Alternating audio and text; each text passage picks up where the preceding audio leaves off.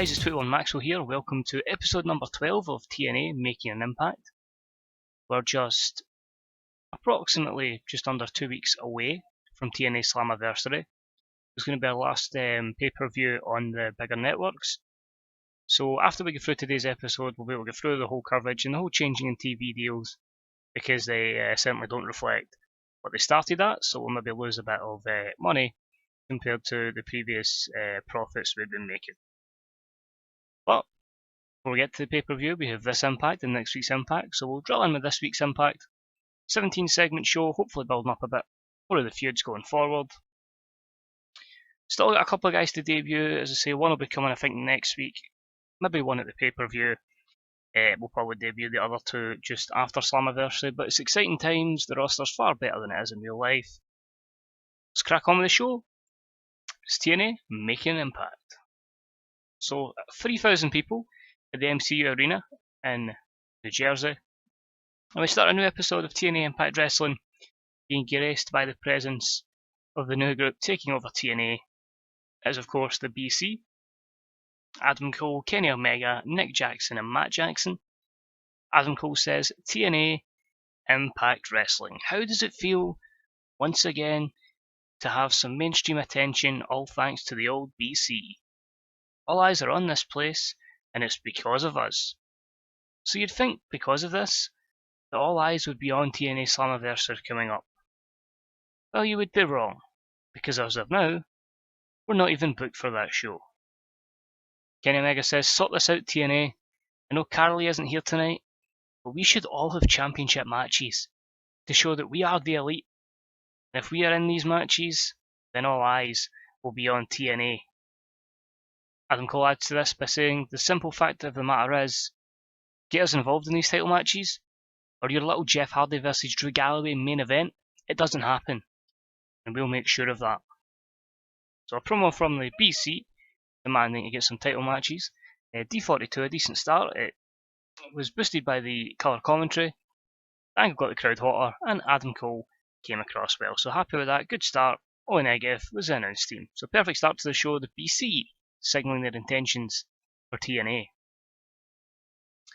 And in an opening contest, in a terrible match, Kenny Omega beats DJ Zemion in 9:06 with Cross Wrath. D-40, nothing amazing, but again just building up Kenny Omega.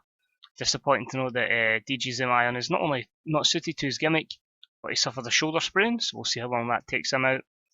Gets a 33 in-ring rating towards Kenny Omega's 41, so building up Kenny Omega. Zemion's time will come down the line. No skill improvements, just the negatives there for chemistry and the low experience of the announce team again. Cheers, Pat Keenan, that's cool. Next up, in a terrible match, we had Shibata defeat Tigre Uno in 6 minutes and 19 by pinfall. This got a D43. Unfortunately, both wrestlers were off their game, which is disappointing. Tigre Uno with 30 and Shibata with a 46 in-ring performance. Shibata's improving his performance skills, so that's good to see. Quite a few negatives here for both gentlemen, but not horrible. Again, just building up Shibata slowly but surely, and it leads to a segment after the match. So Shibata picks up an emphatic victory over Tigre Uno, but decides that it's not enough, and he decides to start kicking and striking his fallen opponent. He starts laughing as he continues this beatdown, actually showing some emotion, and Tigre Uno is helpless. From the back though, James Storm comes running out to make the save, but Shibata slowly backs off with a careless expression on his face. He walks to the back, whilst James Storm checks on Tigre Uno. Who knows what would have happened to Tigre Uno if it wasn't for the cowboy James Storm. So Shibata, getting a bit arrogant, he's beating people up. And on this occasion it took the save from the cowboy James Storm against his battle against Tigre Uno. So E+31, I'm happy with that. So it's all about building them up, not going to have great entertainment skills. So it's a slow but surely process. Next up, ladies and gentlemen, up in action. It's a miracle. So Mike Bennett in action next with the E24 segment there. A little 1 minute hype video to let people know that Mike Bennett is in action. And his match was terrible, but he defeated Mahaba Ali Shira, I'll get that name right one time, in 5 minutes 49 with a box office smash. D44, Mike Bennett's getting better at his gimmick, Both men have great chemistry together. Shira with 29, Bennett with 46, and it's a good win for the Miracle. No skill improvements to speak of, and a few negatives, mostly for Shira. But delighted with that, and Mike Bennett again, the Miracle will be a work in progress. We then cut to a vignette where we see Karlee at a posh venue.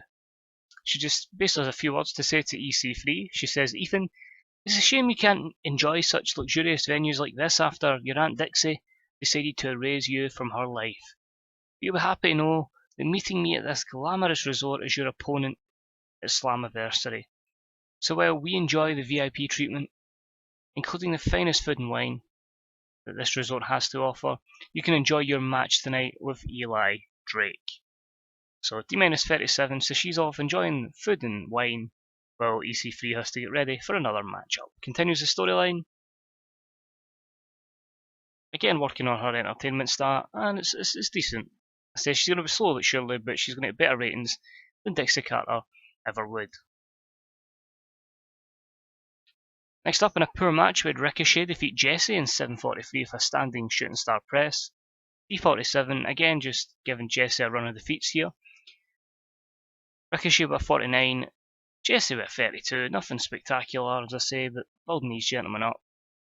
Most of your negatives there for Jesse Goddard's. Next up, after noticing that Magnus took an interest in his match last week, Lashley has decided to join our commentary team to take a look at Magnus's match with Chris Melendez. So he's out to guest commentary as a B-76. The match itself was a poor match, but Magnus defeats Chris Melendez in 8 minutes and 15 with a Tormentum. D+52, suppose that's not too bad, that would be a good co-main event. They got the crowd hotter, Melendez with just a 29 performance, Magnus with a 59. No skill improvements to speak of in this instance. Negatives here, all for Chris Melendez. So we've got a good start in Magnus.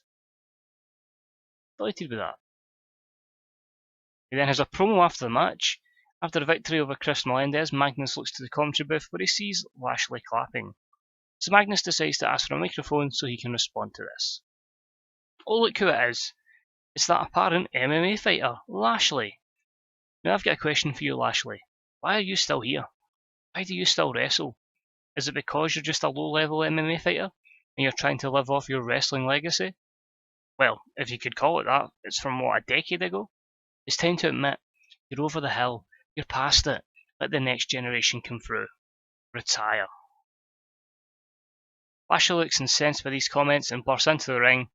Magnus quickly retreats, wanting no part of Lashley at this present time. So a C+66, good promo there from Magnus. And that could set up a wee feud between him and Bobby Lashley going forward, so that could be interesting what ratings they draw. Next up, and about that had some subpar wrestling and little heat, Gail Kim and Velvet Sky defeated Jade, Sienna and Ailey in a 3-on-2 handicap match when Gail Kim defeated Ailey, or Ali, I'll need to find out how she pronounces this, by pinfall with an inverted stomp facebreaker.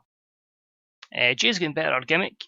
Gail Kim and Velvet Sky continue to have zero chemistry as partners, but I don't have any other face knockouts at the moment, so that is what it is.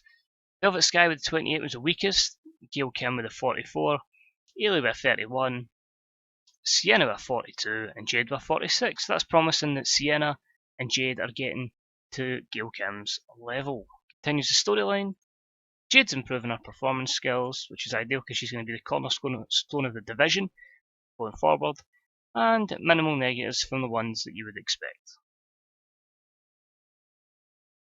We then have a bout that had some subpar wrestling and a little heat. We saw the BC's Nick and Matt Jackson defeat Spud and Mandrews in 8 minutes and 40 when Matt Jackson defeated Mandrews by pinfall with a moonsault. Mandrews was a weak link, struggling to keep up with everyone else's performance. I can't argue with the C-53 match, but that's incredible. Spud sustained a femoral stress fracture. Okay, we'll have a look and see how bad that is. Mandrews with a 33, Spud 44, Nick and Matt with a 53 and 50 ratings respectively, so good from the Bucks, or now the BC.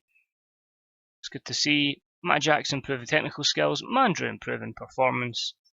Negatives here, just the poor psychology of Matt Jackson, inconsistency for Spud and Nick. overall, I'm pretty happy with that matchup, so fair play, guys. Cheers out. Next up, in a decent match within a Drew Galloway defeat Adam Cole in 13:55 by pinfall with a future shock DDT following interference from Jeff Hardy. This gets C59, which is promising. It got the crowd buzzing. Drew Galloway get a 58 rating, Adam Cole with a 47. It continues the brother versus brother champion story, even though Matt Hardy's long gone out of it. And the negatives here, mostly for Adam Cole, actually quite a few for Galloway. Maybe I shouldn't have went all out with that match.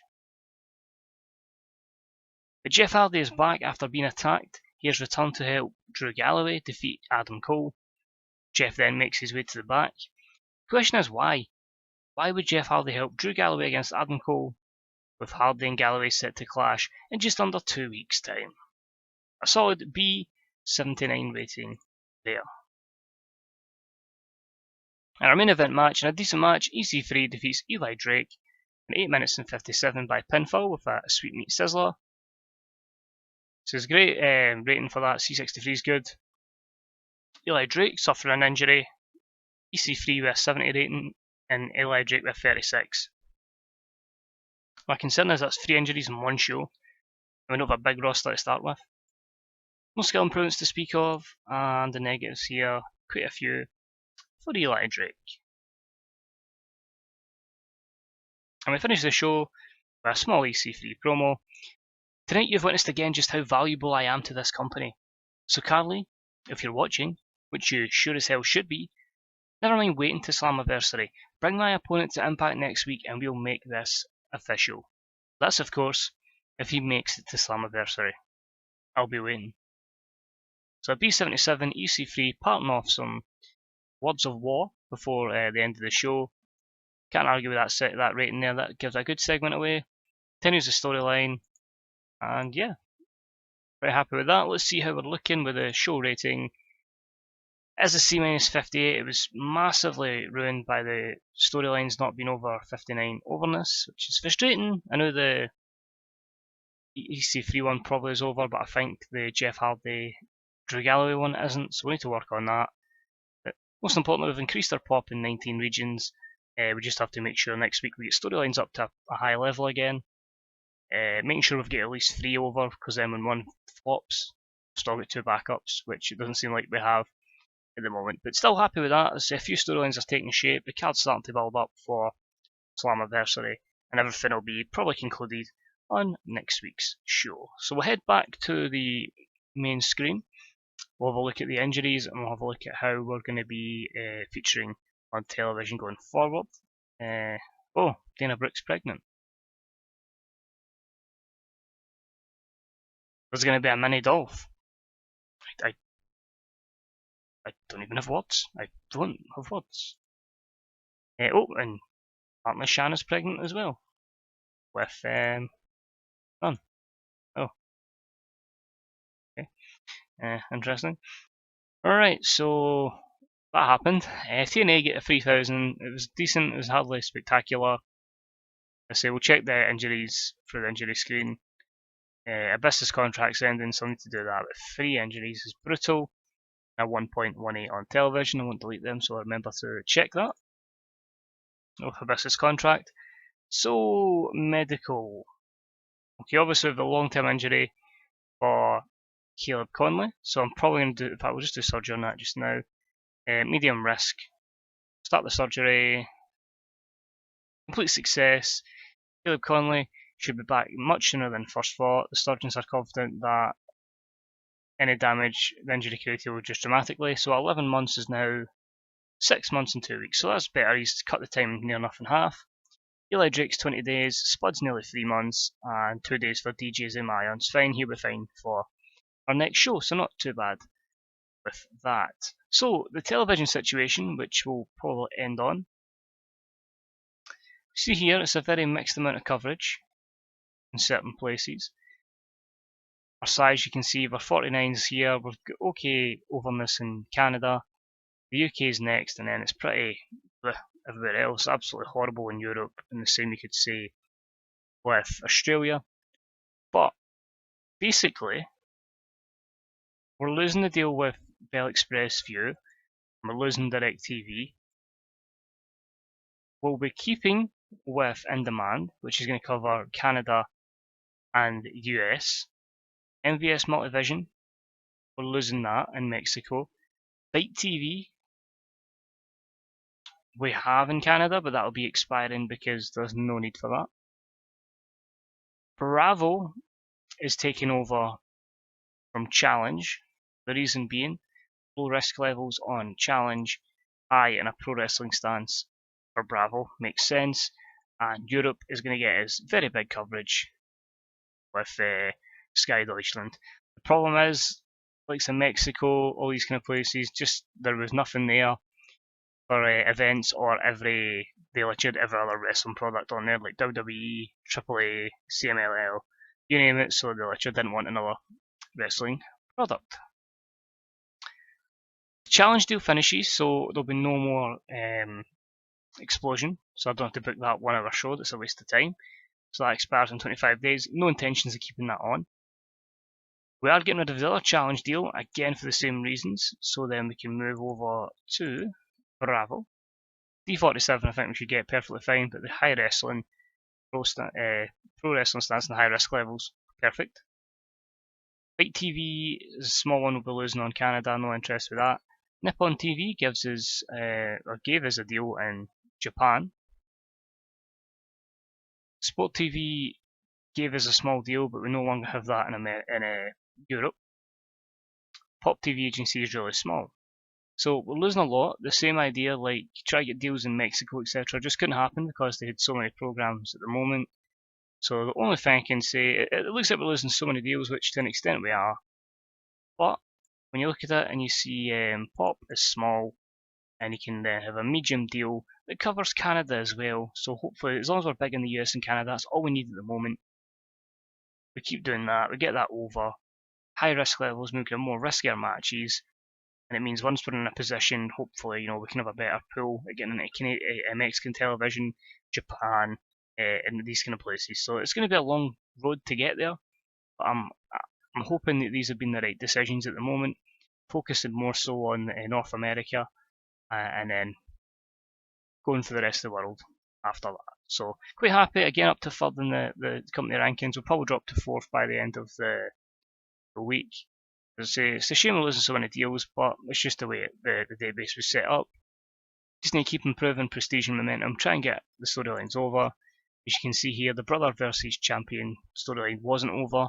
Control of the company wasn't over. Of all things, the tag team division was over, and the other two weren't. So it's up to me to try and get the other couple of feuds over to that level. Hopefully the Magnus Bobby Lashley one can help us as well. But that's it for this episode. As I say, next week we'll try and fully the card sorted going forward for TNA Slammiversary, and it'll be our last pay-per-view on all the big networks, so we'll need to try and draw as much money as possible. So then we've got that money in the bank going forward. We can maybe lose money a couple of months, but we'll still be in a much better place in terms of size. But that's it for this episode, guys. Thank you for watching. I hope you enjoyed it. If you have any comments, please leave them in the comments section. Who do you think the final 4 debutantes could be, even though you've probably seen them at one point during the series? Take some guesses if you don't know who they are. Any other comments, any predictions on the card going forward, let me know what you think, guys. And of course, if you did enjoy it, drop a wee like, and if it comes up on Twitter, I'll get a wee retweet. I say thanks as always, guys, it's deeply appreciated. Hopefully I'll see you next time for another TNA making an impact. Bye bye.